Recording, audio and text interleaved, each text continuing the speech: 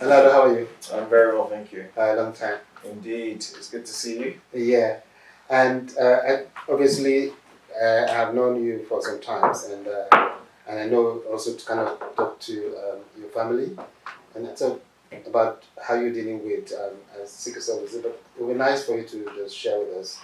I mean, how that affects your life, or really how do you deal with the condition? Of course. Well, sickle cell, as we know, is an inherited genetic condition, and so I've had it since birth.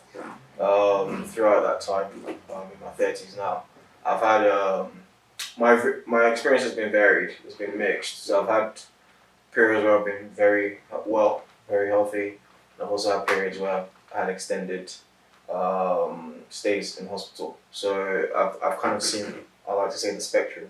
I've had complications arise from sickle cell that have led to a number of surgeries.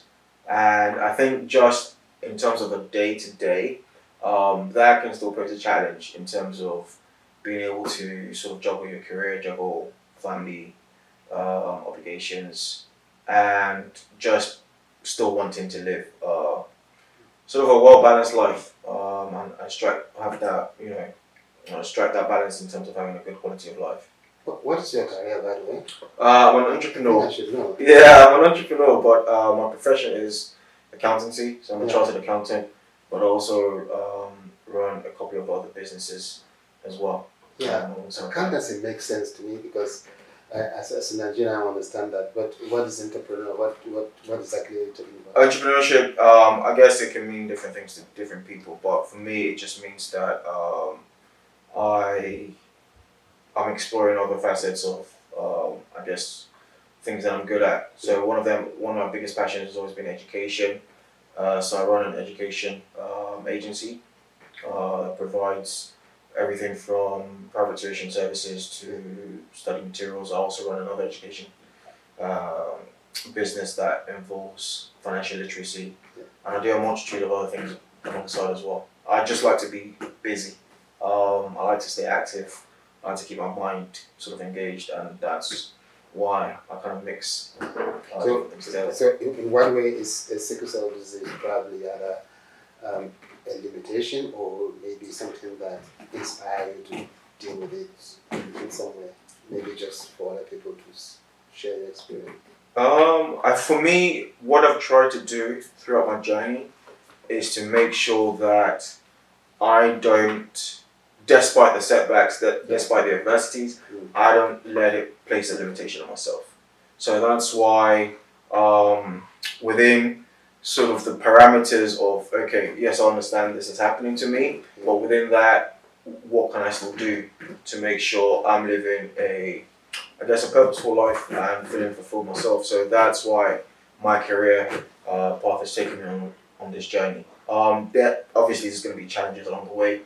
There have been periods where I've literally had to be signed off work for an extended period of time, and it's always you get to understand yourself a bit better in those situations, and also understand how other people relate to you, how you can kind of communicate what you're going through, especially when it's not the lived experiences of the majority of the population, because sickle cell affects primarily ethnic minorities. So yeah, that's always been also an interesting dynamic.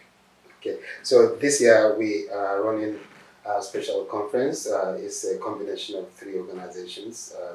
The European Hematology Association and the British Society of Hematology are joining up with us at ASCAT, and we're running this special conference. So what would you kind of suggest to us as one or two priorities that actually would be good to run or to undertake to meet the aspirations and the needs of other people living with sickle cell disease? I think the first is to understand where the current scientific community is in terms of treatment for sickle cell. I think that can then, if a way can be found to communicate that better with those that are living with the condition, so that they can then be proactive in terms of actually bettering their own quality of life for themselves. So I think for me that's the first one, just to understand where we are currently in terms of the progression of treatment, and then two, how we can better engage with the wider community to bring awareness to this condition that affects hundreds of thousands globally, because I still feel that not enough attention is placed on it. Thank you very much. So I remember you did some special videos on blood donation. And so thank you for your contribution to sickle cell disease. And I really thank you for really agreeing to come here. And I know that during some of the forums you will also be participating with the patient forum for us. So Olaolu, thank you for coming and thank you for your time. And stay well. Thank you for having me. Thank you very much.